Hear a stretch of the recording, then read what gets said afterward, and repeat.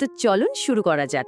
আজকের এই এক্সপ্লেনারে আমরা দেখব কিভাবে হাওয়ার্ড শুলস সির্ফ একটা সাধারণ কফি বিনের দোকানকে বিশ্বব্যাপী এক বিশাল কালচারাল ফেনোমেননে পরিণত করেছিলেন।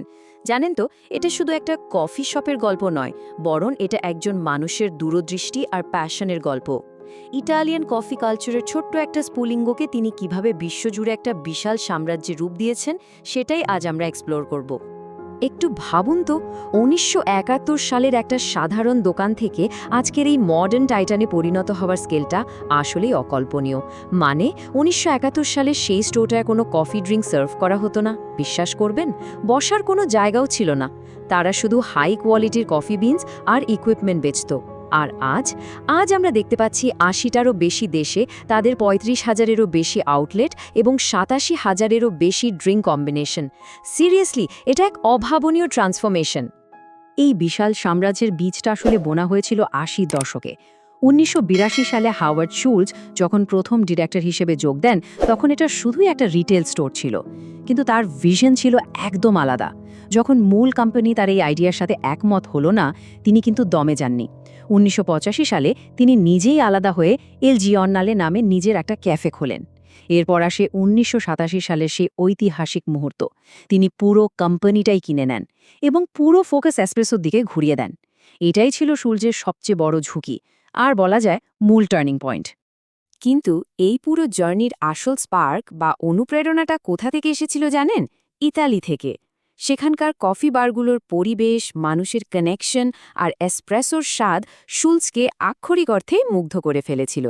তিনি তখনই ডিসাইড করেন এই পুরো ইতালিয়ান এক্সপিরিয়েন্সটাই তিনি নিজের দেশে ফিরিয়ে আনবেন। তার চোখে কফি শুধু কোনো পানীয় ছিল না, এটা ছিল মানুষের এক হওয়ার একটা দারুণ মাধ্যম। আর দেশে ফিরে শুলজ শুধু কফিই আনেননি, তিনি ইটালিয়ান সংস্কৃতির পুরো ফিলটাই নিয়ে এলেন। আর এটাই বিশ্বব্যাপী আমাদের কফি অর্ডার করার ধরনটাকে চিরতরে বদলে দিয়েছে। লক্ষ্য করবেন, তিনি ইটালিয়ান শব্দগুলোকে কাপের সাইজ হিসেবে ব্যবহার করা শুরু করলেন। আর সবচেয়ে ইম্পর্ট্যান্ট ব্যাপার হলো, এমন একটা জায়গা তৈরি করলেন যা ছিল পুরোপুরি কমিউনিটি কেন্দ্রিক। এই কমিউনিটির একটা দারুণ ব্যাপার হলো, এখানকার কর্মীদের ইউনিফর্মও কিন্তু একটা বিস্তারিত গল্প বলে। এখানকার অ্যাপ্রেন হায়ারার্কি দেখলে বুঝবেন প্রতিটি জিনিসের একটা গভীর অর্থ আছে। মানে সবুজ রঙের স্ট্যান্ডার্ড অ্যাপ্রেন থেকে শুরু করে কফি মাস্টারদের জন্য কালো, ওয়ার্ল্ড চ্যাম্পিয়নদের জন্য বেগুনি, এমনকি মিলিটারি পরিবারের সম্মানার্থে এবং শ্রবণ প্রতিবন্ধীদের জন্য স্পেশাল সাইন ল্যাঙ্গুয়েজ অ্যাপ্রেনও আছে। এগুলো সবই ব্র্যান্ডটার গভীর ইনক্লুসিভিটি আর মানুষকে সম্মান জানানোর একটা অসাধারণ নিদর্শন। আচ্ছা, এই পার্সোনাল কানেকশনের ব্যাপারটা আমাদের একটা খুব ইন্টারেস্টিং প্রশ্নের দিকে নিয়ে যায়। ক্যাফেতে প্রতিদিন ঘটে একটা খুব সাধারণ অথচ মাঝে মাঝে হতাশাজনক ঘটনা। কেন ব্যারিস্টাররা কফি কাপে কাস্টমারদের নামের বানান এত বেশি ভুল করেন? আপনারাও নিশ্চয়ই ফেস করেছেন। এটা কি শুধু তাড়াহুড়ো, নাকি এর পেছনে অন্য কোনো মাস্টার প্ল্যান আছে? এখানে আসল সিক্রেটটা হলো, এই ভুল নামের বানানগুলো আসলে একটা বিশাল ইউজার জেনারেটেড মার্কেটিং টুল হিসেবে কাজ করে।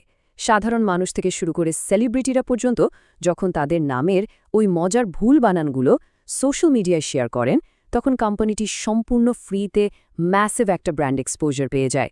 শুলজের সেই ব্যক্তিগত সংযোগ তৈরির ভিশনটাই যেন আজকের ডিজিটাল যুগে এসে একদম জিনিয়াস একটা ভাইরাল মার্কেটিং ট্রিক্সের রূপ নিয়েছে। তবে হাওয়ার্ড শুলজের এই বিশ্বজয়ের রাস্তাটা কিন্তু সব সময় একদম স্মুথ ছিল না। ২০০০ সালে অস্ট্রেলিয়ায় এন্টার করার পর তাদের এক চরম রূঢ় বাস্তবতার মুখোমুখি হতে হয়। জাস্ট কয়েক বছরের মধ্যেই সেখানে খোলা ৮৭টি ক্যাফের মধ্যে ৬১টি বন্ধ করে দিতে বাধ্য হয় তারা। ভাবা যায়, ৬১টি! এর পেছনের কারণটা কিন্তু একটা বড় লেসন। গ্লোবাল ভিশন থাকলেও লোকাল কালচারকে সম্মান করাটা যে কতটা ক্রুশিয়াল, এটা তার প্রমাণ। অস্ট্রেলিয়ার কফি সংস্কৃতি এমনিতেই অনেক রিচ, আর সেখানে মারাত্মক পপুলার ফ্ল্যাট হোয়াইট কফিটাকেই তারা তাদের মেনু থেকে বাদ দিয়ে রেখেছিল। লোকাল প্রেফারেন্সকে ইগনোর করার এই বড় ভুলের কারণেই অস্ট্রেলিয়ান মার্কেট প্রাথমিকভাবে তাদের রিজেক্ট করেছিল।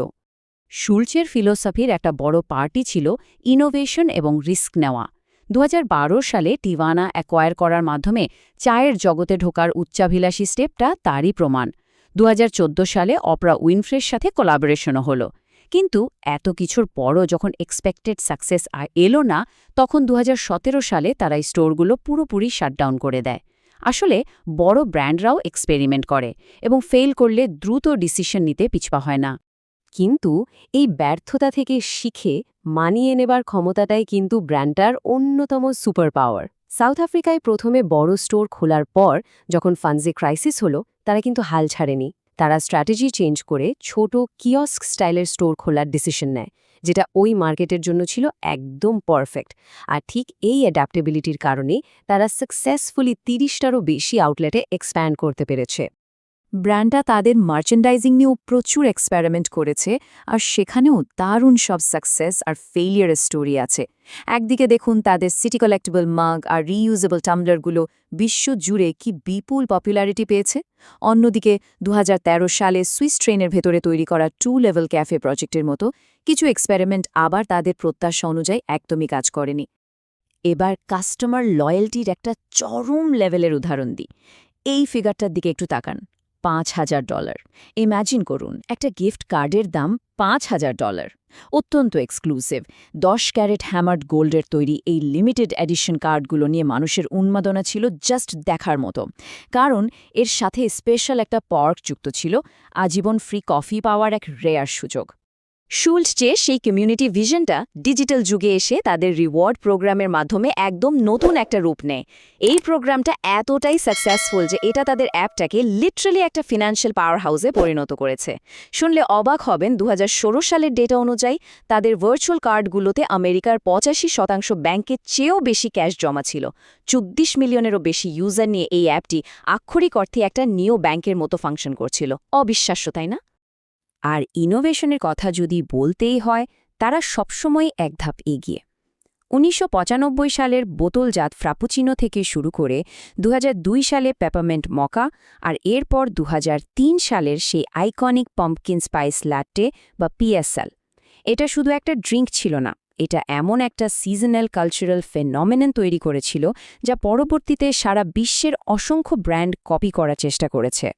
সোশ্যাল মিডিয়ার যোগে দেখতে সুন্দর বা ইনস্টাগ্রামেবল প্রোডাক্টের পাওয়ার যে কতটা মারাত্মক হতে পারে তা ২০১৭ সালের ইউনিকর্ন ফ্র্যাপুচিনো খুব ভালোভাবে প্রমাণ করে। এই ব্রাইট পিঙ্ক কালারের ড্রিঙ্কটা মূলত সোশ্যাল মিডিয়ার ভাইরাল ট্রেন্ডকে টার্গেট করেই বানানো হয়েছিল, আর এটা অবিশ্বাস্য রকম হিট হয়। এটা এতটাই হাইপ তৈরি করেছিল যে অন্য একটা ক্যাফে তাদের নামে রীতিমতো মামলাও ঢোকে দেয়। যদিও সেটা পরে খারিজ হয়ে যায়, কিন্তু এক্সপোজারটা তো তারা পেয়ে গিয়েছিল। এত সব ইনোভেশনস আর মার্কেটিং গিমিকের মাঝেও একটা জিনিস কিন্তু বলতেই হবে, হাওয়ার্ড শুলস কখনোই কফির মূল কোয়ালিটি নিয়ে কোনো কম্প্রোমাইজ করেননি। কোস্টারিকায় ৪৪০ হেক্টরের বিশাল রিসার্চ ফার্ম হাসিয়েন্দা আলসিয়া, ১ লাখের বেশি এনরোলমেন্ট থাকা গ্লোবাল একাডেমি এবং বিশ্বের ৬টি লোকেশনে তৈরি করা অত্যন্ত লাক্সারিয়াস রিজার্ভ রোস্টারি বা বলা যায় কফি মিউজিয়াম, এগুলো সবই কফির ক্রাফটকে নেক্সট লেভেলে নিয়ে যাওয়ার প্রতি তাদের ডেডিকেশনের একদম সলিড প্রমাণ। আসলে ব্র্যান্ডটার এই দীর্ঘস্থায়ী জনপ্রিয়তার রুট লুকিয়ে আছে শুলসার সেই বিখ্যাত থার্ড প্লেস ফিলসফিতে। তিনি সবসময় চাইতেন বাসা এবং অফিসের মাঝামাঝি এমন একটা কমফোর্টেবল স্পেস তৈরি করতে যেখানে মানুষ রিল্যাক্স করতে পারবে। আর এই জন্যই ক্যাফেগুলোতে রিলায়েবল ওয়াইফাই এবং কো-ওয়ার্কিং এনভায়রনমেন্ট এনশোর করা হয়েছে। শুধু কাস্টমার নয়, কর্মীদের জন্য হেলথ কাভারেজ থেকে শুরু করে টিউশন বেনিফিট পর্যন্ত টপ টিয়ার সব সুযোগ সুবিধার ব্যবস্থা এই ভিশনটাকে আরও স্ট্রং করে। হাওয়ার্ড শুলসের সেই শুরুর দিকের ইটালিয়ান ইন্সপিরেশন কিন্তু আজও ফুরিয়ে যায়নি। নতুন কিছু করার প্রতি তাদের এই ড্রাইভ এখনও ততটাই তীব্র। এই তো ২০১৯ সালের নাইট্রো কোল্ড ব্রু থেকে শুরু করে ২০২৩ সালে একদম অভিনব ইটালিয়ান অলিভ অয়েল মেশানো কফি অলিটো। কাস্টমারদের কফির এক্সপিরিয়েন্সকে নতুনত্ব দিতে তারা সবসময় রেডি। আর আজকের দিনে দাঁড়িয়ে কাস্টমাইজেশনের এই বিশাল নম্বরটাই প্রমাণ করে তারা কতটা লম্বা পথ পাড়ি দিয়েছে। ৮৭,০০০ drink combination, just think about it. এর মানে হলো কেউ চাইলে বছরের প্রতিটি দিন অসংখ্য নতুন অপশন ট্রাই করতে পারে এবং প্রতিটি কাপই তার নিজের টেস্ট অনুযায়ী একদম পারফেক্টলি কাস্টমাইজড হবে। তো হাওয়ার্ড শুলসের ইতালির একটা ছোট্ট এসপ্রেসো বাড়ির ট্রিপ যদি ৩৫,০০০ স্টোরের একটা গ্লোবাল এম্পায়ার গড়ে তুলতে পারে, তবে ভাবুন তো আমাদের দৈনন্দিন জীবনের কোন সাধারণ অনুপ্রেরণাটা হয়তো নেক্সট কোনো গ্লোবাল কালচারাল শিফটের সূচনা করতে পারে। চারপাশের ছোট ছোট বিষয়গুলো থেকে ইন্সপিরেশন নিতে থাকুন, কে জানে হয়তো পরের বড় আইডিয়াটা আপনারই হবে। আজকের এক্সপ্লেনার এখানে শেষ করছি। এই দারুণ জার্নিতে সাথে থাকার জন্য অনেক ধন্যবাদ।